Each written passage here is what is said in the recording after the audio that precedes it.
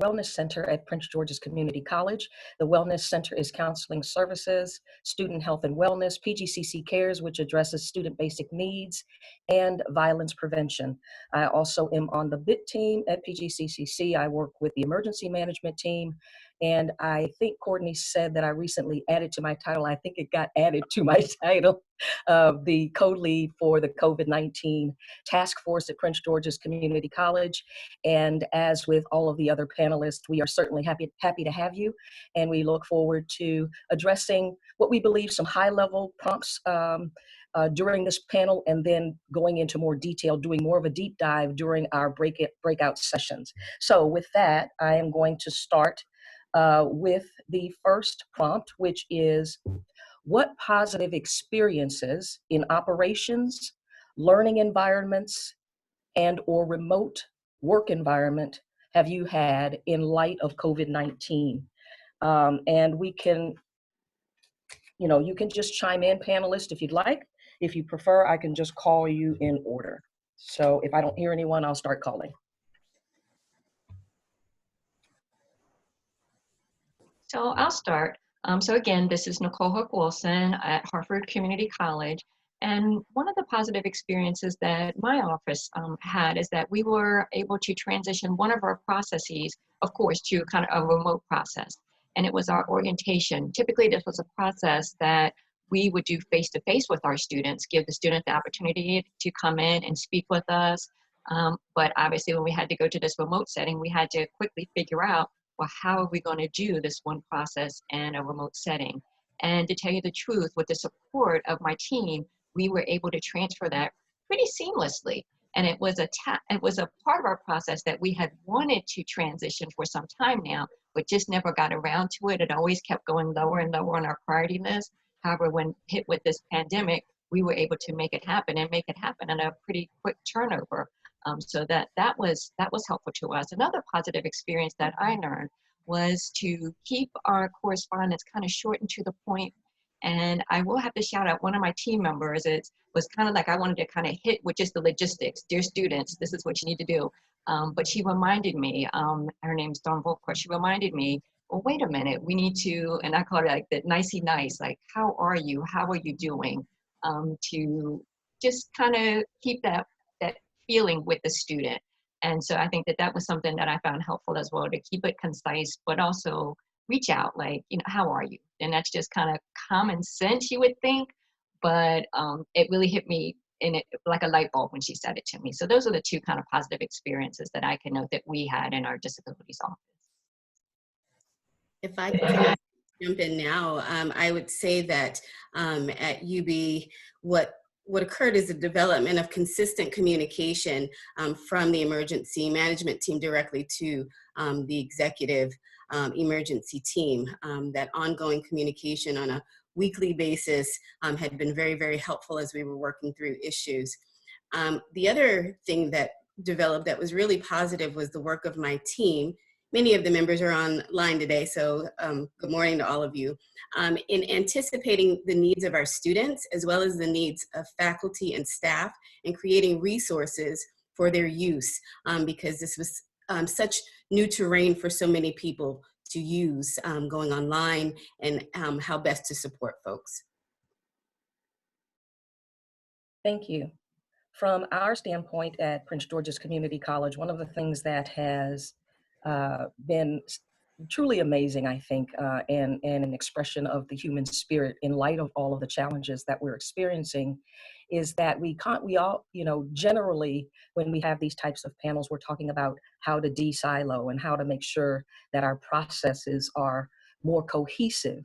And what we've experienced through the COVID-19 task force and some other, we tried to get a good cross-section of all areas on the college on the task force.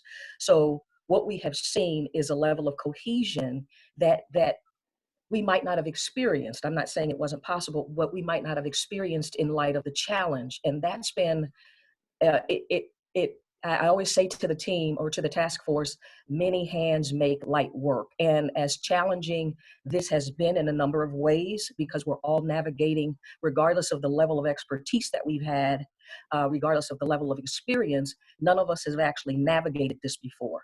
So it's been amazing to see the silos come down and everybody actually come together for the common cause in a relatively short period of time.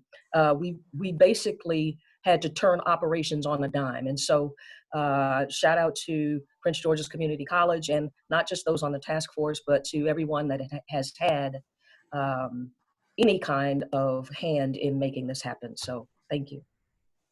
Anyone else on that particular prompt want to share their experiences? Yes, yeah, I will echo. Go ahead. Okay, thanks. I will echo what Michelle said I think we have had a lot of increased teamwork and camaraderie. Everyone is checking on everyone else. To be honest, they might not have taken that time prior. Now that's the first thing on their mind. Do all of our students have what they need? We had a lot of students who honestly didn't have food, didn't have shelter. So it's taken the time to make sure everyone's been connected with the proper resources, just on the basics. And then we'll get into the, remote learning. Everyone has had to learn very quickly, but it's really brought everyone together as a team. That's probably been one of our most positive experiences. Thank you. Anyone else? Yes, if I could, I would just like to add, coming from a law enforcement background, my experience has been working in a sheriff's department where you respond to emergencies on a regular basis. So coming over to the college side, it was interesting to see how not only this school, but I also serve as the CLIA vice president, just to see how the schools across the state of Maryland, just listening this morning, it's interesting to see how quickly these schools reacted and the decisions they made. And I think one of the, one of the fundamental points that I want to bring up is we had to focus on our people. And I think that's important to really key in on, is when you fundamentally make decisions that are in the best interest of your people, it really transcends down. So I think that, we looked at this as saying, we need to make these decisions now. We need to take action, and we need to get our folks to a safe place, and we need to redo things here, to rethink how we're going to do operations. And I thought it was interesting coming to work one day. I passed a restaurant that had a sign that said, this crisis will not define us, it'll refine us. So it's really interesting to see from a law enforcement perspective, to see a college go into an emergency management mode and be able to make decisions that are fundamentally based on their people, and to make those decisions in a relatively quick turnaround. So I think it's good to see that. I think from listening to my counterparts across the state, incident management, the ICS organizational charts are showing up in a lot of these schools. We're running incident command structures.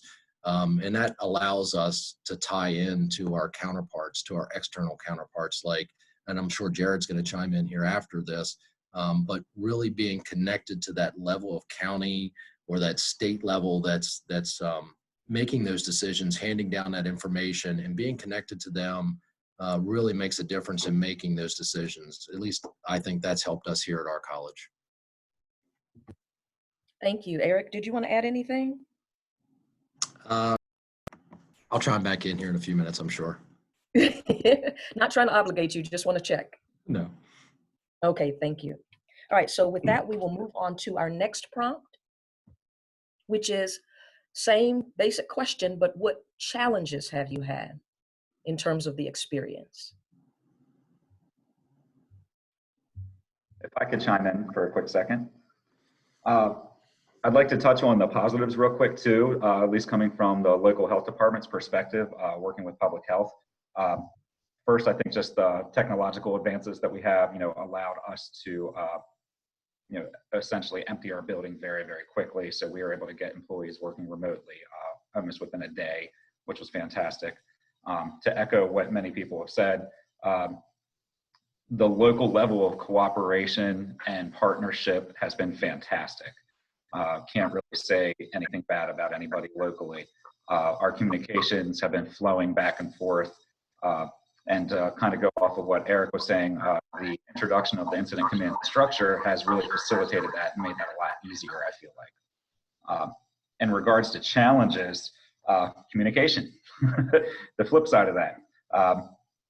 You know, trickling down from a federal to a state to a local level, that communication goes through a lot of hands, and oftentimes the relevant information does not get to where it needs to go. So that has been a definite challenge for us, as well as information sharing. You know, we tend to overshare, at least within the incident command structure, and that can be a challenge at times, because especially in the first couple of weeks of this, we were really swimming in information and we didn't know where to go with it. Since then, things have gotten a lot better. And I think another challenge that we're going to see, everybody, is just sustaining this operation. You know, how are we going to sustain this for weeks into months, possibly? Those are things that everybody's starting to plan for now. But that's something that in the future, we're going to have to take into great consideration. If I Thank could you. chime in, sorry, if I could Yeah, chime certainly. in. Garrett's comments about communication. I think the challenge was getting communication out to the university in a timely fashion. Lots of moving parts, lots of information that's coming in to individuals, and lots of chatter about what was to be, and trying to determine how best to share information without instilling fear, but letting folks know that you were on it, you were working towards it, and would provide them the information as needed, but wanting to do that quickly because it has so many channels to go through. Some of us found it very, very challenging. Thank you. I can share the sentiment that both of you have shared already. Ultimately, as much as we have come together, part of the challenge of navigating coming together was communication.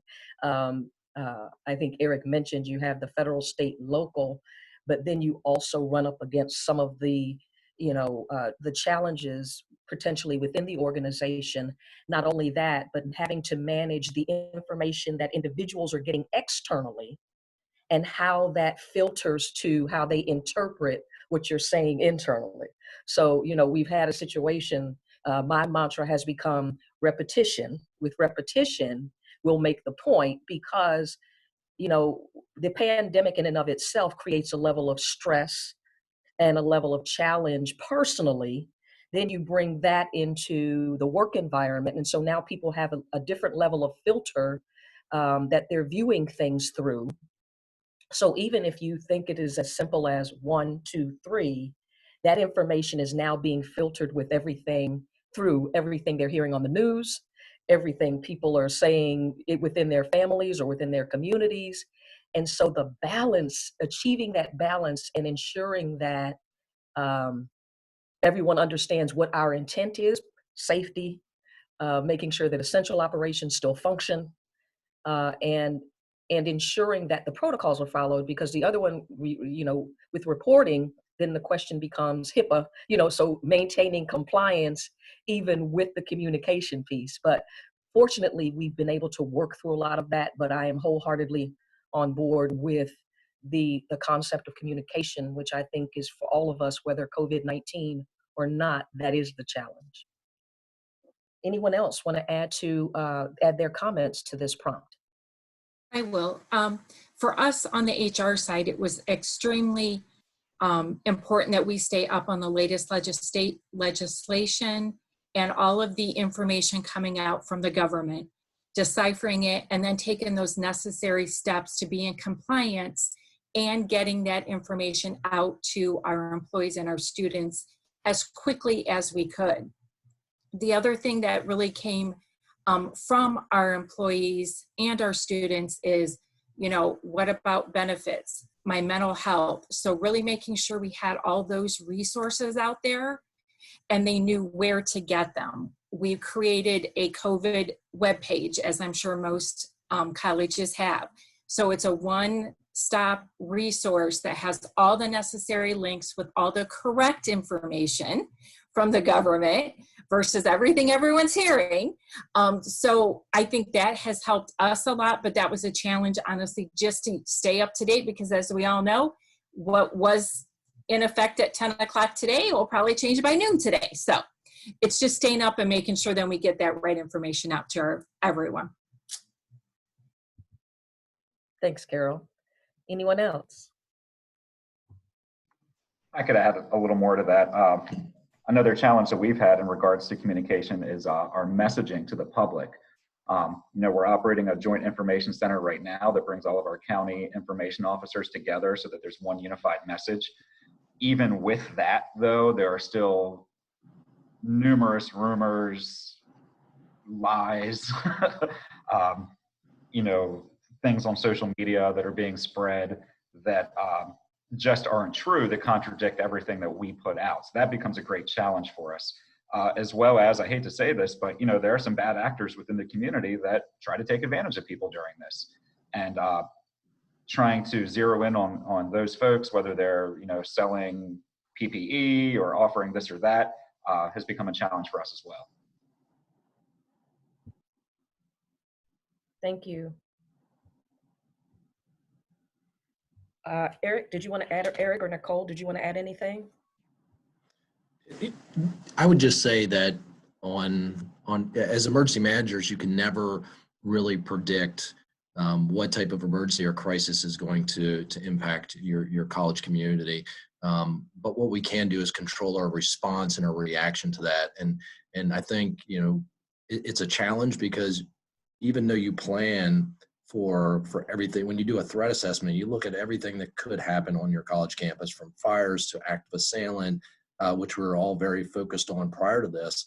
And you come up with this big list of things that can impact you.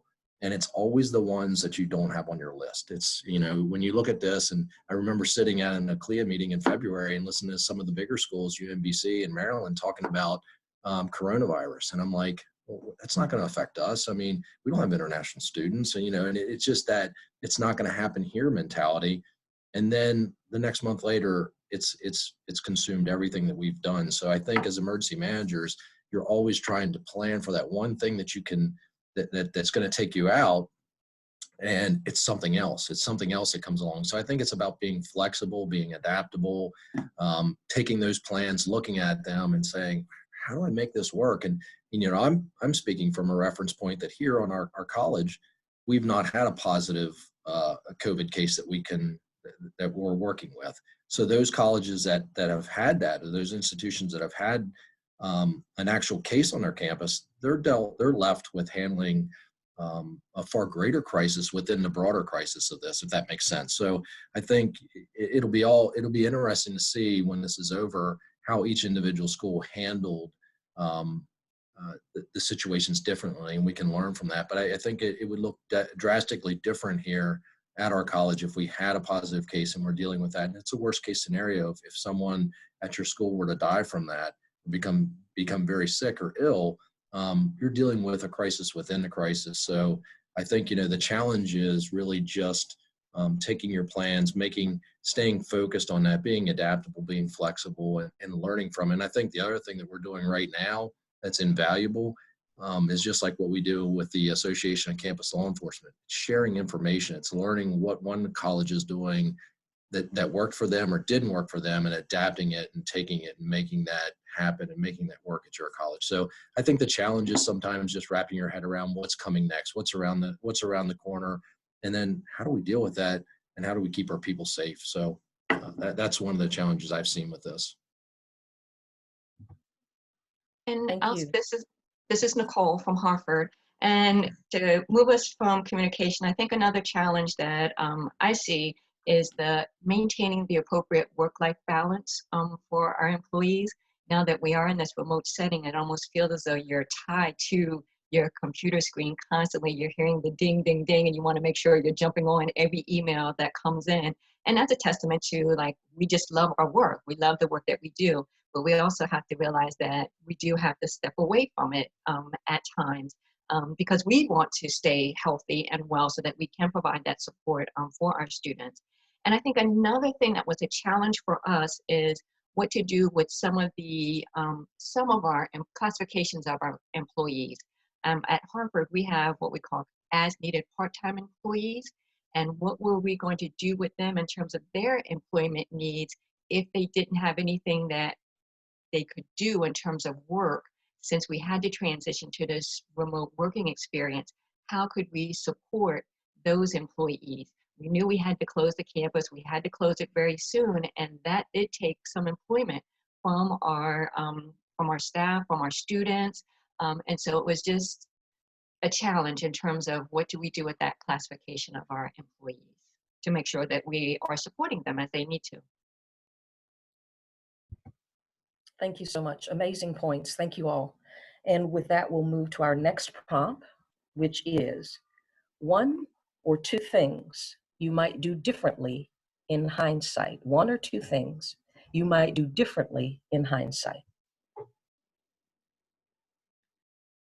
I'll start with this one. Again, Nicole at Hartford Community College. And I will say I have to give a really big shout out to our interim president of Hartford Community College, which is Dr. Jackie Jackson, as well as our associate vice president for student affairs, Jenny Towner, and that they were really very mindful of the communications that they were sending to students. It was very clear, very concise in terms of what we're going through at this time, the support that we have from each of our different areas to kind of take care of the students' needs. But I would say for me, in terms of leading my department, I think to have, and it was great coming from the higher up, but in terms of what we were doing kind of underneath that, I kind of felt like maybe students might be getting bombarded with communication because everybody feels as though the communication they need to give to students is important. So they're receiving stuff from disabilities, they're receiving stuff from wellness, from student life. And just a way to have maybe a more strategic communication plan with students. And I know it's all with the goal of supporting students, but just maybe how we could do it in maybe a strategic manner so that a student wouldn't feel maybe overwhelmed with all the information that they are receiving. Thanks, Nicole. Anyone else?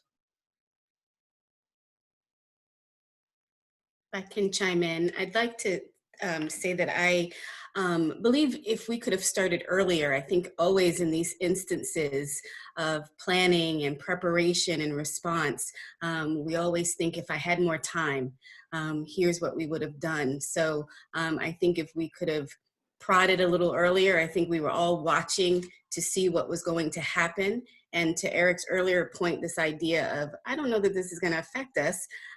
So how much time do we need to give to it now? Well, what we saw was all of a sudden it hit us. And if you hadn't been planning prior to, it just made that preparation that much harder. So starting a little sooner. Thank you. Anyone else? If I could add, things that I would recommend for our agency or myself to do differently in the future. One, we're going to update our planning to include some aspects that we just learned about these past few weeks, particularly sustainable resources, shelter in place orders or, stay at home orders and how to accommodate that for people that require dialysis treatments and, emergency medical treatments and things like that. Another thing that I would like to do differently moving forward is more cross-training for all of our partners, everybody that we work with. To introduce some incident command or ICF structure to every level, just to get everybody speaking or at least close to speaking the same language on the same page. I know that when this all first started up, we were at the health department, we were called to provide some education very quickly to law enforcement here within Hagerstown, which was fantastic because they had really great questions and we were able to provide them with some really good information. But to squeeze that in the moment that you're needed in 5 different places became very difficult. So maybe some general education about things that we see coming up on the horizon, or just things that we project might be here. And kind of like Eric said, you never know what's going to be here. So it would have to be very comprehensive with that.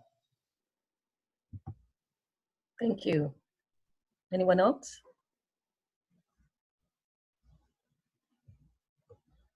Okay. We're going to move to the next prompt,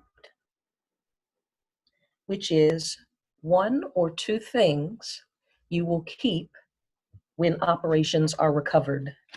One or two things you will keep when operations are recovered. I'll start this one if you all don't mind.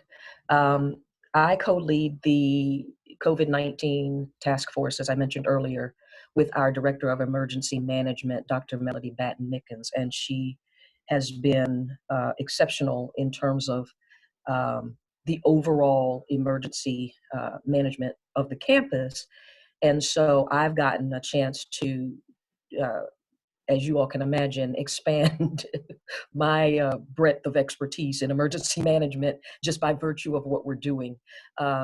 So I know she's working on COOP planning. We're already talking about, she's redoing our COOP plans, but we are already with the task force talking about on campus, what we're calling on-campus operations recovery.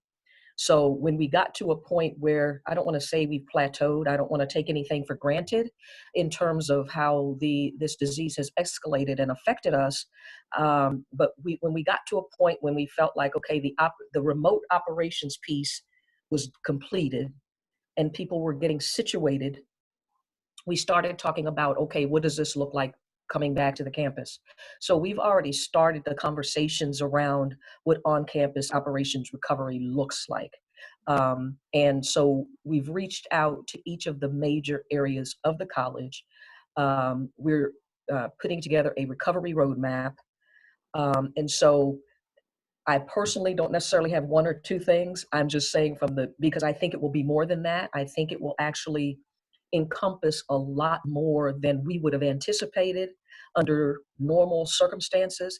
I do believe that the communications piece will be critical. And many of us have talked about communication, strategic or otherwise. I think strategic communications planning will be a big deal. And I think that we will have a new appreciation for what it means to communicate with one another, with community partners, with vendors, with staff, with students, with faculty, when all of this is said and done. Because as with everyone else here, I'm certain we've had to learn as we go. So those are just from a general perspective. I know that communication is changing, and that is one of the key pieces we will be focused on. But again, COOP planning, we're already, Dr. Batten-Mickens is already working on revising our COOP plans. And then as the task force, we will be looking at specific functions in terms of on-campus operations recovery, how we bring people back, because unlike a winter break or a spring break, everybody can't come back en masse if we're still under these, I should say, under the shadow of COVID-19. So we're looking at the dynamics of that and what that means for how we actually maintain health, safety, wellness, and yet continue business operations as some of these stay-at-home orders might be lifted whenever they're lifted. It doesn't really matter. We still have to make a decision about what that looks like coming back. Anyone else would like want to share on one or two things you plan to keep or anticipate keeping when operations are recovered? Something that I feel that we need to keep and strengthen are the relationships that we have formed. I can't stress enough that, prior to an incident, having a strong relationship with somebody, with, Eric Byers, for example, has proven its weight, very, very valuable, extremely valuable. Just knowing who you need to speak to, knowing who to talk to for this or for that has proven invaluable to us. And having those relationships prior to an incident is something that I can't recommend high enough.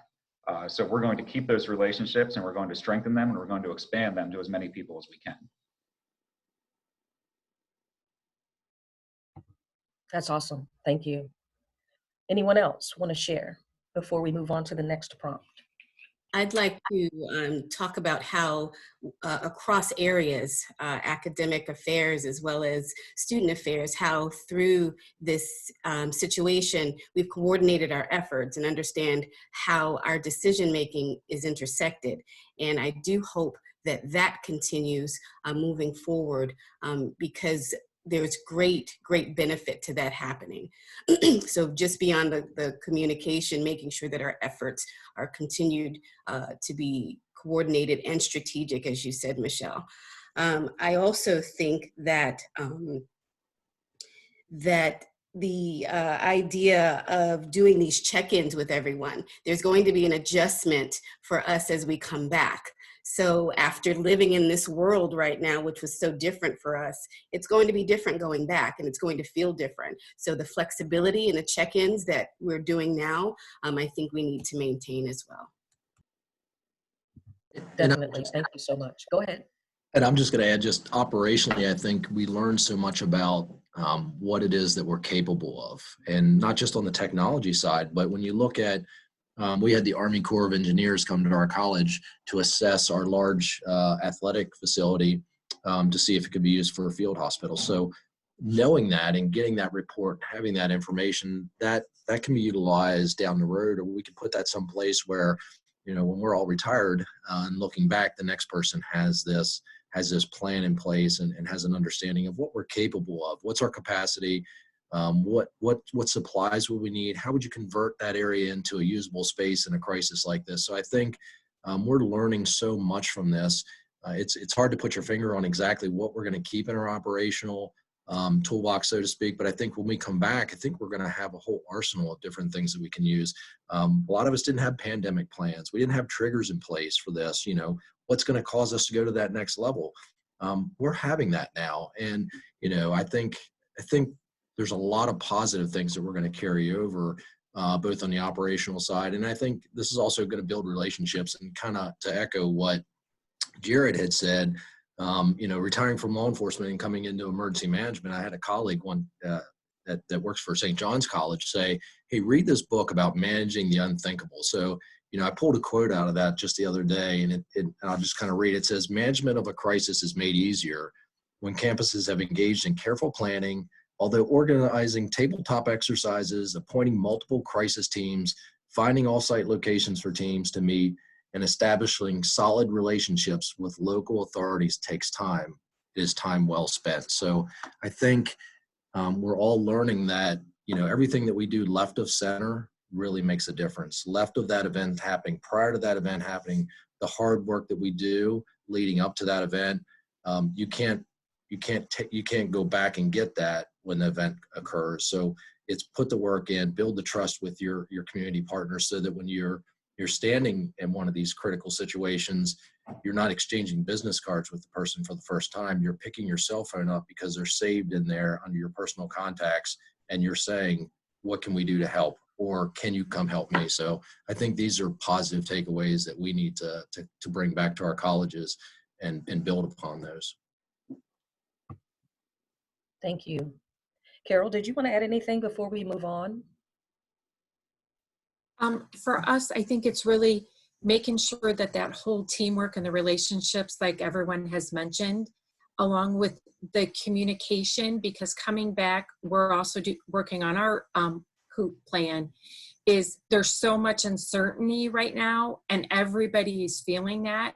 So it's going to be making sure that we get the pertinent things out to them, so that when we do come back, none of us honestly knows what that's going to look like. You know, someone said the other day, well, are students going to sit in a room, and are they going to be 6 feet apart?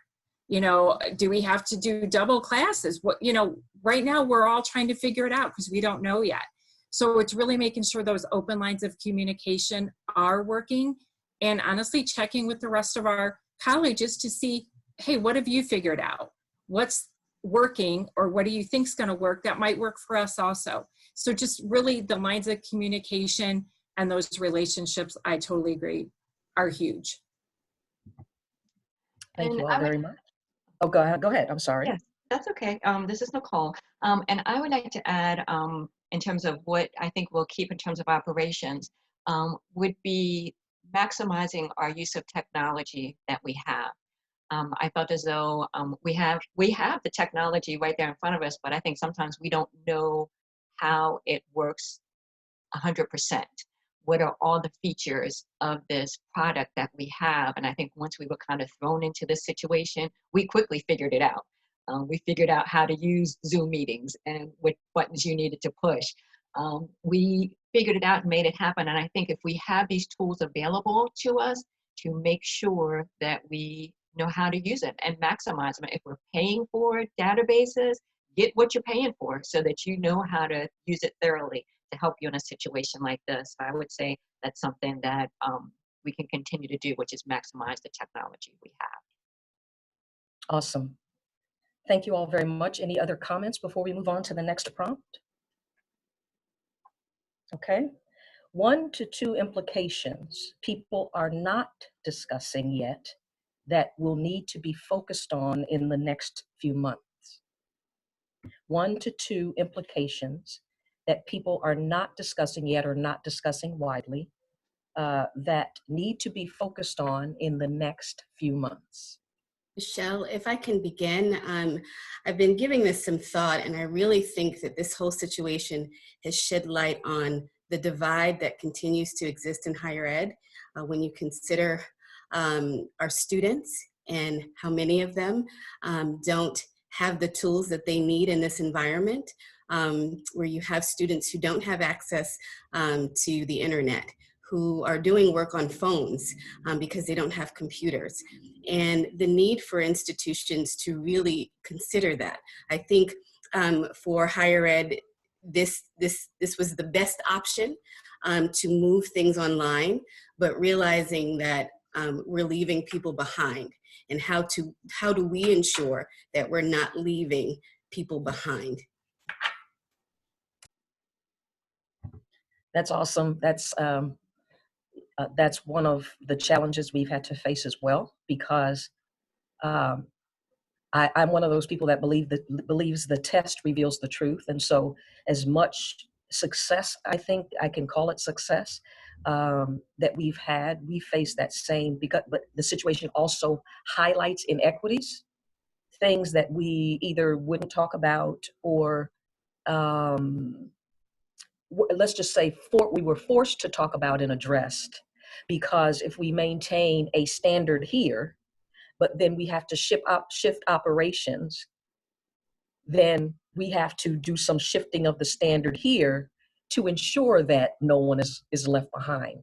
And I think we've taken a lot for granted in many ways, that, well, just because I can go X place or home or travel or whatever, I can hop on my device, I can get Wi-Fi, I can get cable, and we take it for granted without thinking about it, that everybody else can do that. And the fact of the matter is, particularly when you're serving underrepresented populations, they may not even be able to get cable. The only thing they may be able to get information on or be able to work on is a phone. And if we were put in that situation, we wouldn't necessarily want to do that.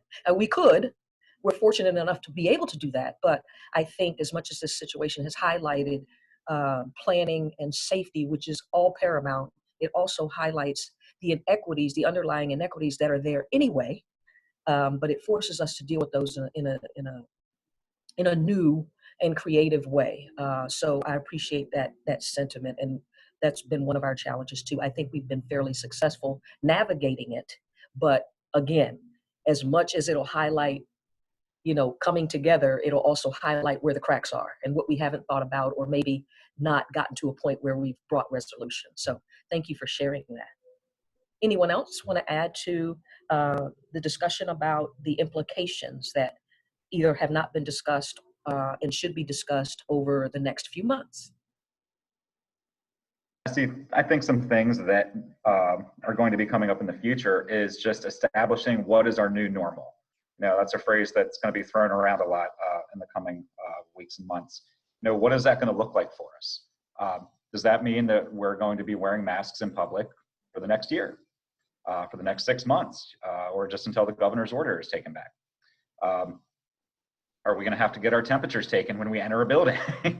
Every building that I enter now for my employment, I get my temperature checked. So throughout the day, I know where I'm at exactly. There could be potential in the future, short-term stay-at-home orders. We could have flare-ups of the virus, or any other virus for that matter, pop up 6 weeks from now, 6 months from now in this community or that community. So what are we going to do to address that at that point? Whether it's a short-term stay-at-home order for specific areas, or if that means something entirely different. I think also in the academic world, like was said a few minutes ago, are students going to have to socially distance themselves in the classroom or in the dining hall or even on campus? Those are all things that are going to have to be considered.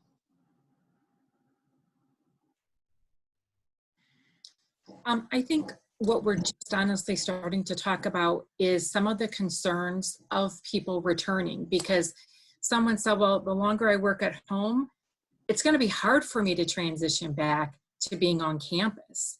And another one said, I don't know if I can. I've got a lot of anxiety with what's happening right now in the world. I don't know what I would feel like coming back where there's going to be other people around. I don't even leave my house right now. So I think for us, it's really understanding what the concerns are and how can we help and have those resources out there once we have a plan to transition back.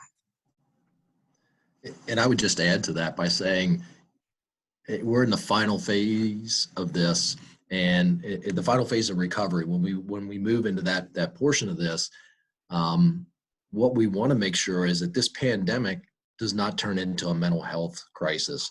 And by that I mean we want to make sure that our students aren't suffering, our faculty and staff are not suffering from this. And how do you prevent it from turning into that mental health crisis? What supports there? Because we all know that colleges are a social environment, and that that's part of the learning experience. That's part of the experience of going to college. So I think it's going to be the BIT Affinity groups are going to have a lot of work ahead of them addressing these issues and trying to get in front of this before it turns this pandemic turns into a mental health issue. And that's going to be something we're going to be dealing with for a long time. And then I think the other thing you have to consider, the implication is what Jared said. If this flares back up, how do you ramp things up and then bring them back? And I think that's, it's tough on college environments. It's tough anywhere to all of a sudden go from zero up and then back. So we're going to have to get used to that and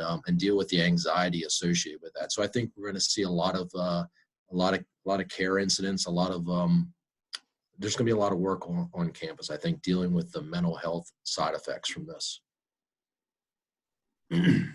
I wholeheartedly agree. Nicole, before I go ahead and make a second statement, do you want to chime in?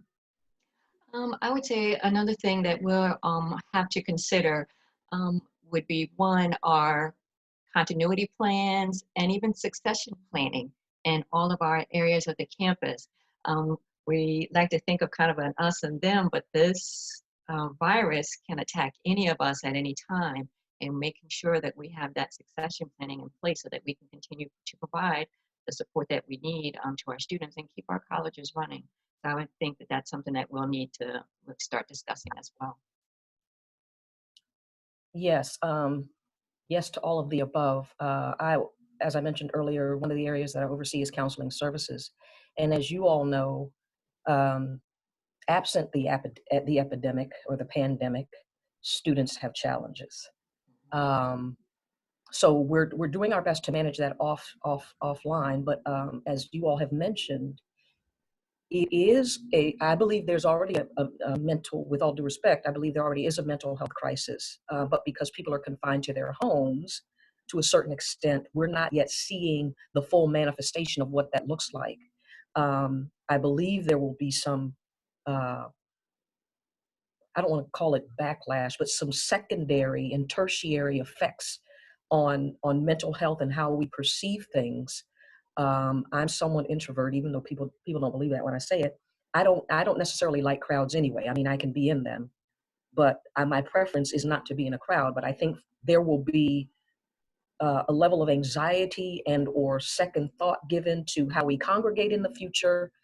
And it's not to say it necessarily has to be a mental health issue so much as I believe that there are mental health issues that will manifest as a result of it, or that are manifesting as a result.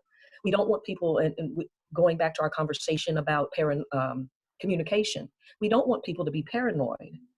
At the same time, I do believe we take a lot for granted, and I think that we could all benefit from the encouragement that we give each other.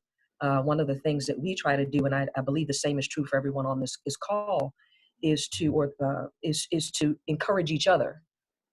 Because that is important, making sure that we're keeping the pulse, so to speak, on how people are actually doing. Are we just plowing through the work, or are we about to reach a breaking point, or, where is everybody? How are we being honest with ourselves and with each other about what kind of support we need, about what that support looks like, whether we stay in a remote environment or not, because it's one thing to say, yes, stay in your homes, and we kind of don't want to do that because we get stir crazy and we need to do all of these things that we complained about doing before.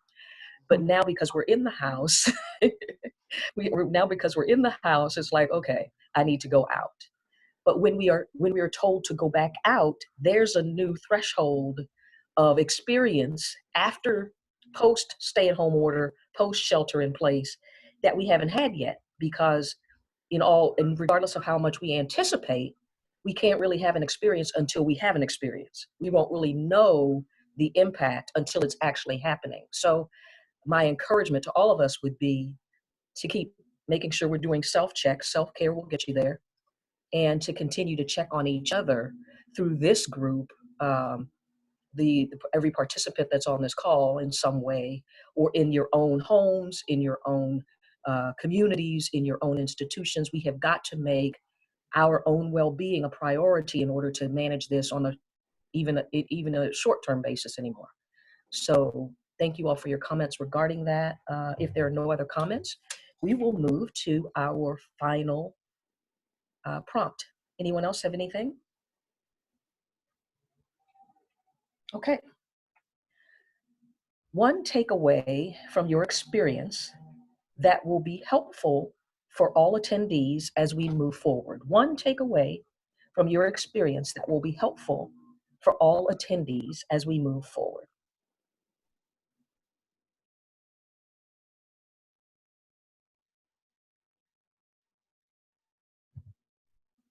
Any takers? I'll go. One takeaway for me that, and I'm echoing myself here, is relationships. We've got to reach out to as many people as we can just to establish relationships before an event occurs. So you're not, like Eric said, exchanging business cards in the middle of it. Whether that means, inviting the local police chief out for lunch one day, or a cup of coffee, whatever it is, just establish that relationship prior. It makes things a lot easier. Thank you. Anyone else?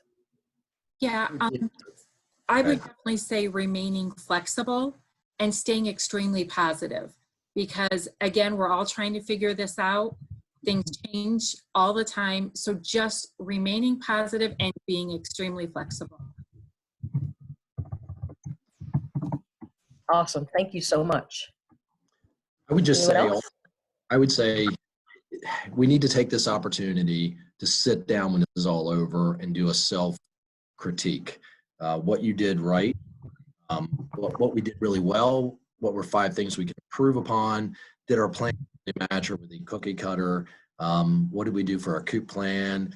I think if we miss the opportunity now to sit back and look at how we could have managed this better and really do just a self-assessment and be critical of ourselves. And I think that's how we'll grow, and that's how we'll make better decisions, and that's how we'll develop plans that are better suited for our college, our institution, and for our needs. So, and I think the other takeaway from this is, and I think it's a positive thing, hopefully end on a positive note, is we need to tap into the solidarity that we're seeing, because crises like this tend to bring us all together. We're fighting a common cause. So I think you're seeing great acts of kindness that are going on. Like a lot of the schools across yesterday when we were sitting in our meeting, it was just interesting to see what colleges are doing to stand up and support the community. Because when you look at it, a lot of times from the emergency management side or the police side, I constantly rely on the outside agencies, the sheriff's department to help us with training, or the health department to help us with training. But in this instance, in this crisis, colleges are a huge part of the community, and we're taking the opportunity now to give back. Our college alone, and colleges across the state have donated PPE, have donated their site, have brought in testing centers, have brought in emergency operations centers. So this shows that that sense of solidarity is there, and that you just take and build upon that, because as a community college, we need to be leaders in our community and give back to the community. And I think that we're seeing a lot of that everywhere across the state. I'm sure each of us could share a story how we've helped out in this. So I think, you know, moving forward, we need to continue that, not just in times of crisis, but continue that model of thinking as everyday operations, being able to give back to the community. So I think that's just something important to take away from this. That's awesome. We have just about, I would say, 3 minutes. Anyone else? Michelle, I'd like to reiterate your point of taking care of ourselves. Although we may feel like superheroes sometimes, and some of us may actually have an S on our chest, it is important to understand that we need to take care of ourselves as we take care of others, and that we are doing the best that we can each and every day. I was in a meeting and I remember a colleague said, never let a good crisis go to waste. And it wasn't said to minimize or to make light of the current situation, but these prompts that we have for this session are great to take back to our respective colleges and kind of move up the chain to see what it is we should be doing so that we can move forward. Because the bottom line is that trouble comes to pass, and we'll make it.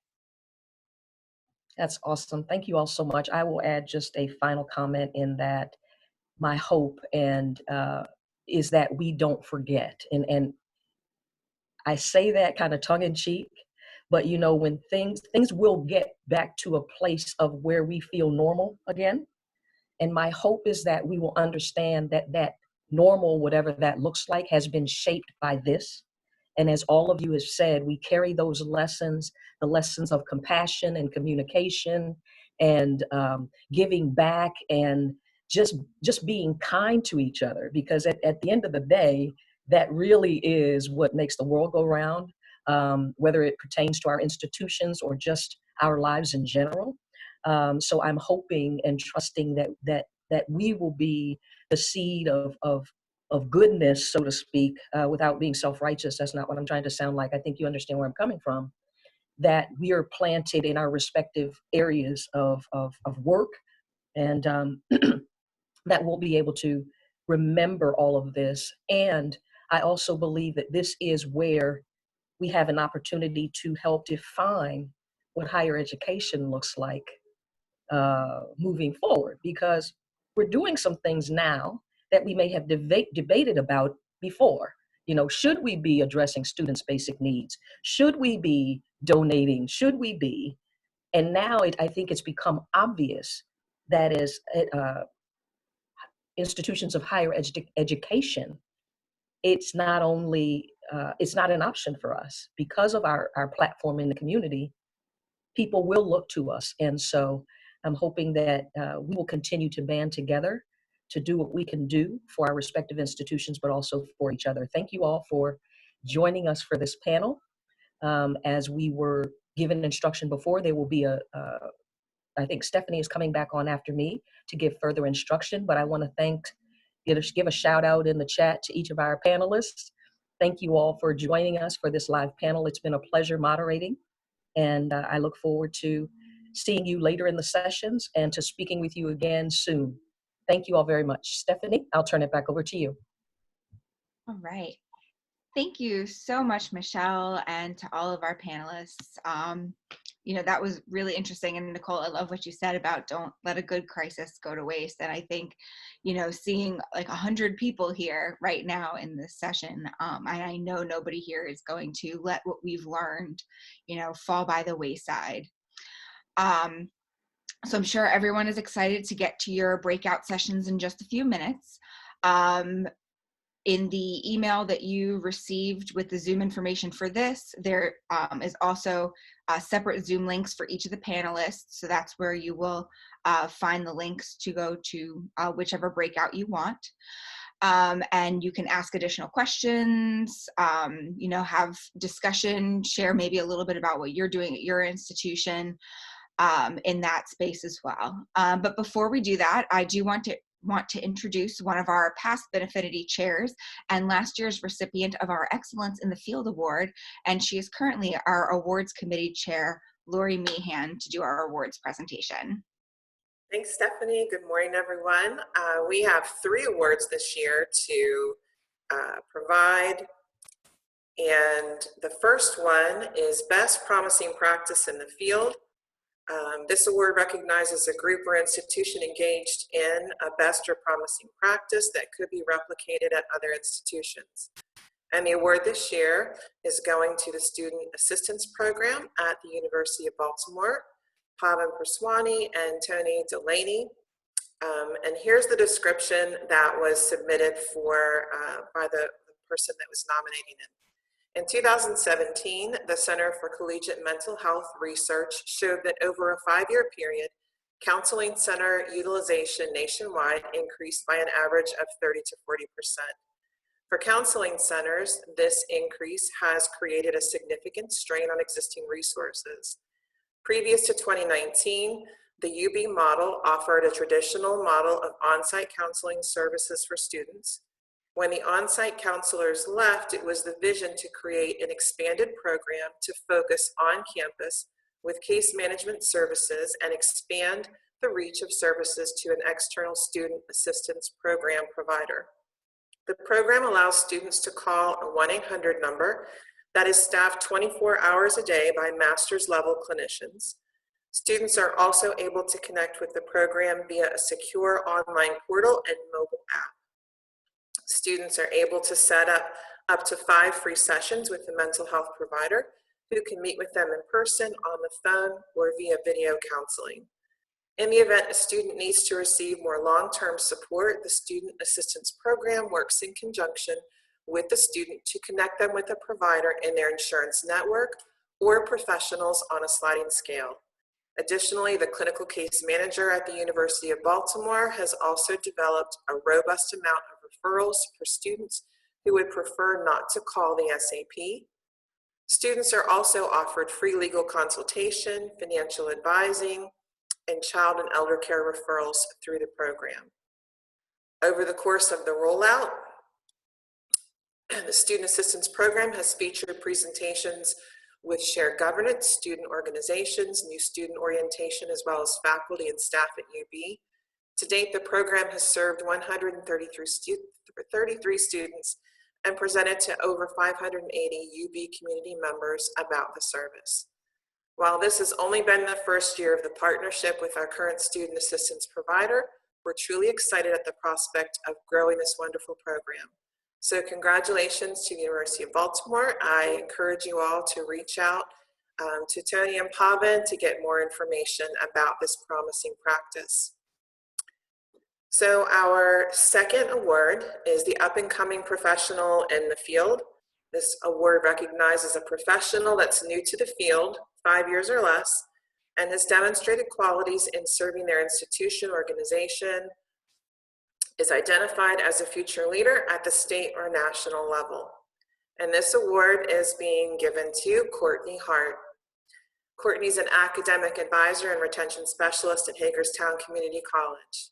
She's also our conference chair. Courtney is actively involved with the statewide BIT Affinity group and stays on top of the best practices and current trends and brings back that information to guide our team's practices at Hagerstown Community College. She tackles the tough cases and is the go-to member of our team who can always be relied upon. I'll second that. She's done an outstanding job in coordinating all of the details associated with hosting the annual BIT Affinity Conference this year, especially given the recent changes that needed to be made due to COVID-19. She tackled the challenge of switching to an online format and hosting an entirely remote conference, something that we have never done in the past. She is never daunted by any challenges that come her way. We at Hagerstown Community College are very grateful for all of her efforts, guidance, and leadership on our team. And the final award, Excellence in the Field. This award recognizes a professional that's been working in the field and has demonstrated excellence in serving at their institution organization, as well as contributing to the state or national level. And this award is being given to Stephanie Will. Stephanie Will is the Mental Health Services Program Manager of the Student Health and Wellness Program at Montgomery College. The Shaw Center, as it has come to be known and recognized, provides a range of programming topics that addresses the huge range of needs our students have and bring to campus, to class, online or in-person classes, to work, to home with them daily. The reach is long and the asks to Stephanie are often. She has yet to turn a request down, either by herself fulfilling it or finding a more than adequate substitute if her schedule will not allow her to be there. She has provided programming and education on stress relief, mindfulness, mental health first aid certification, food, and numerous other topics, as well as connecting students with counselors, services, and resources in the community and on our 3 campuses. It's a yeoman's task, which Stephanie has performed for several years and needs recognition. Her schedule across 3 campuses that span 25 miles is one I have yet to ever hear her complain about when scheduling left no alternative but to meet with a student at that location. Stephanie Will's commitment to educating about good mental health and means of maintaining mental health and programming virtually in this present time of COVID-19 is just another example of her commitment to reach out and provide the means and connections to meet the many needs of our students. She is to be commended. I would also say that Stephanie is certainly been a wonderful chair to our committee, and we're very happy to have her. Congratulations, everyone. Well, thank you. Glad I have to go back on after that. I appreciate it. It's been a great honor to serve as the chair this year. So thanks, Nicole. Thanks, Deborah. So I appreciate the love that I'm hearing. So we can wrap up. Let me do my pitch for our BIT Affinity group. And congratulations to our winners, Pavan, Tony, Courtney.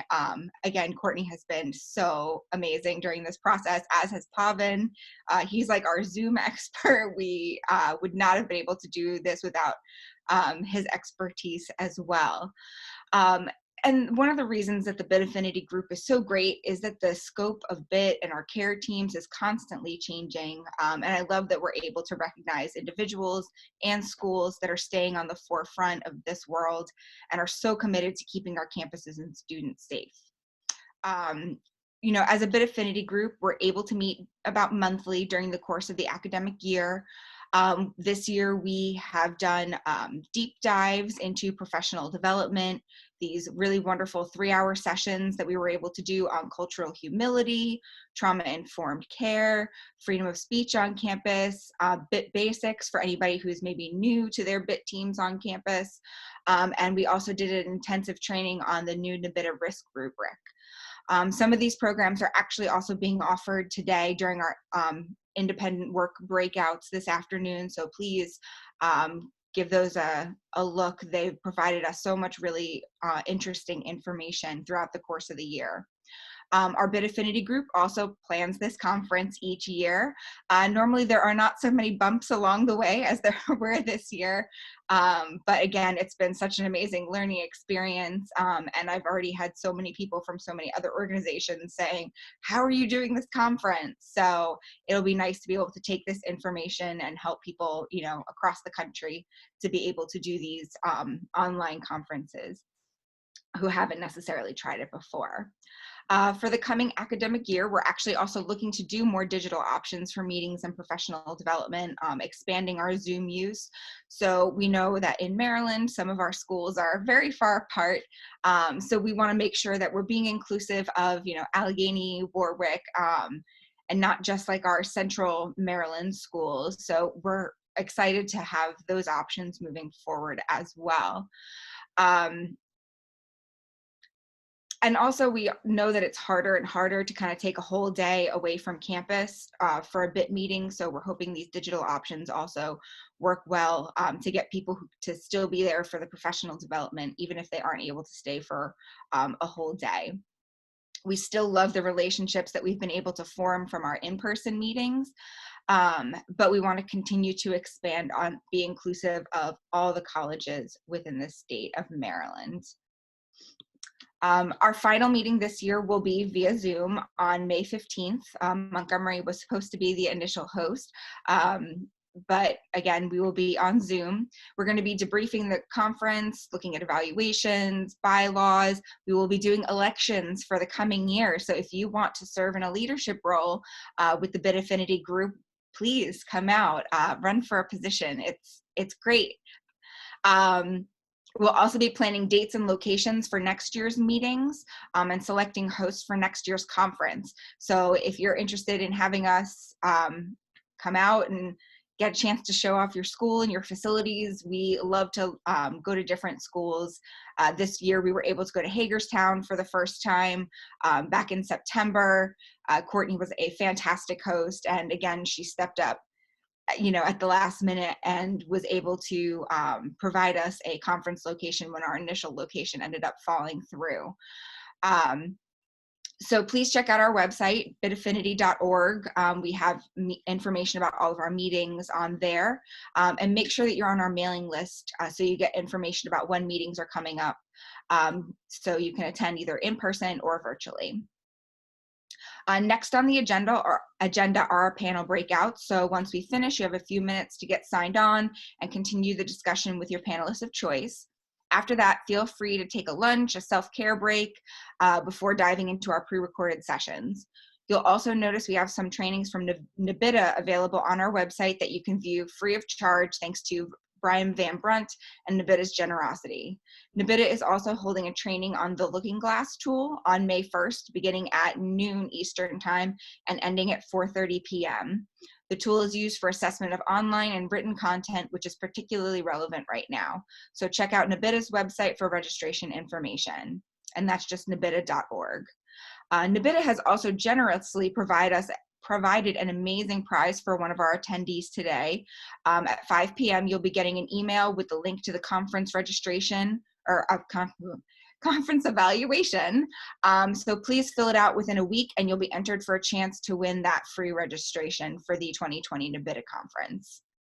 And last, before we head to our panel breakouts, I really just want to take a couple moments and thank all of the conference planning team for their unbelievable work over the last 5 weeks especially. Please turn your videos on. You're amazing. You need to be recognized. Clap in your homes, make lots of noise, as long as it doesn't scare any puppies or kitties that are running around. But Courtney, Lori Meehan, Michelle Richardson, Pavin Perswani, Marcus Pinort, Jay Coughlin, Deborah Bright especially, all of the Hagerstown Community College folks who helped Courtney with things behind the scenes. I'm sure I don't even know what half of the things they worked on were. Joe, our tech person today, thank you so much. This has been truly a collaborative effort, and I hope you'll join all of us at 4 p.m. once you're done with your sessions and fill out your evaluations for our virtual happy hour so we can all raise a glass to our first online conference. So thank you all so much for being here and have a wonderful rest of your day. Thank you.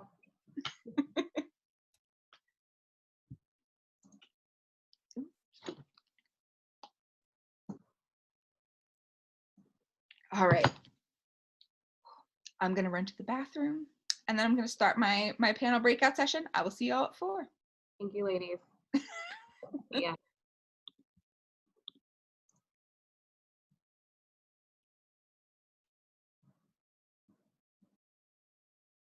Nicole, I'll hop over and introduce you before you start.